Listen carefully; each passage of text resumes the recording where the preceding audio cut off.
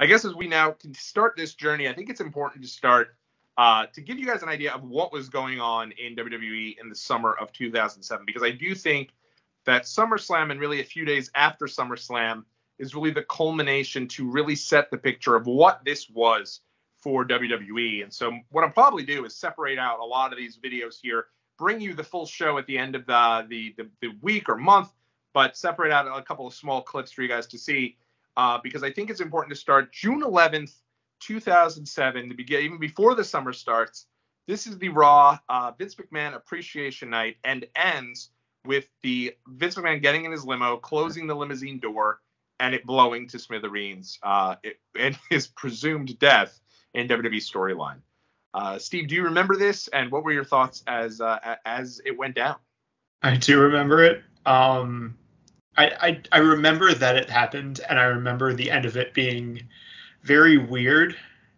Where where all of the superstars were lined up in the back, and Vince just kind of like shuffles down the line and just kind of acknowledges everybody, and it's very weird. Yeah. And then he just solemn.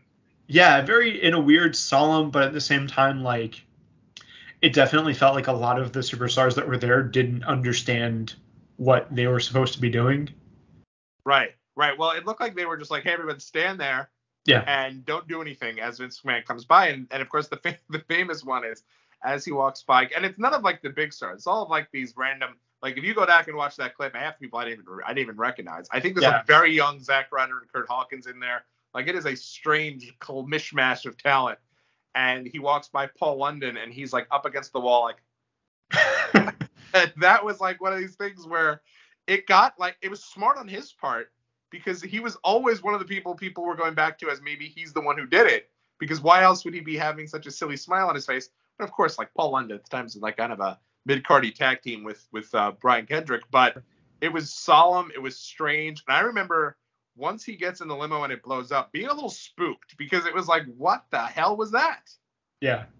It had it was a very weird tone, and but it also at the same time fit in with a lot of the awkward, only Vince thinks this is funny, but everybody has to do it anyway type of segments that were just all over the place.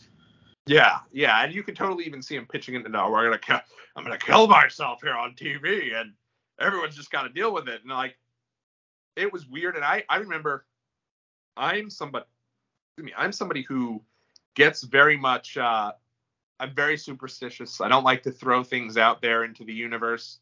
And I remember thinking, one of the first things I thought was you don't want to do a fake death like this, because at the time in wrestling, we're still mid-2000s. People are dying. People are, you're having a lot of drug overdoses. There's still a lot of cleanup that's going on from the Eddie Guerrero. The Eddie Guerrero passes away. They instituted the wellness policy, but no one really knows how legitimate it is. There's still a lot of old timers who are passing away way young.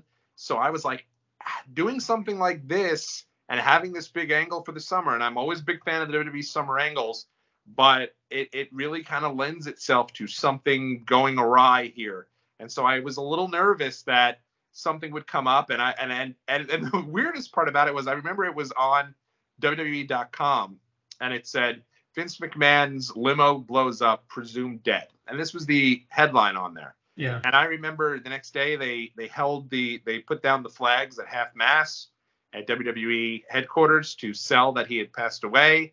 And I remember there were actually news. I vividly remember there was on WFAN, the sports station here in New York City, them doing a minute type of deal where they break down all the news and saying Vince McMahon had passed away at the end of that. So they were going out of their way to try to sell that he had passed away, which I thought was just they were going so deep into this that it felt very much what are they doing? Yeah, and it was also just overall from top to bottom, it didn't feel right. And no. It felt like there were so many other instances where they put their foot over the line, but brought it back a little bit. You got Katie Vick, you got all sorts of like, but why? But like, do you really need to be doing this? Right.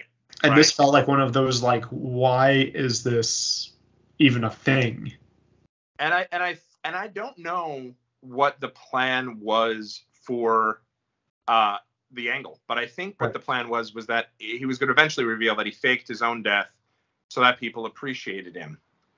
But it's just like, why then? Like, what is the deal? Like, and it's all this stuff, and you see it now where you've got this whole big scenario going on with Vince McMahon, and the first thing he can't think to do is, I'm going to show up on TV.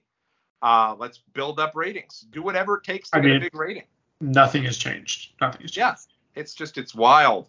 So end of that week, literally 4 days later, June 15th, Sherry Martel passes away. Sensational Queen Sherry, who just went into WWE Hall of Fame the year prior at WrestleMania 22 weekend. And I remember thinking, like, oh man, like, the last thing WWE would have wanted in the middle of this is for somebody to pass away. And I'm like, are they still gonna, full steam ahead with this? And they did. Despite all of that going on, they decided to continue on with the angle. And then that leads to the Vengeance 2007 pay-per-view.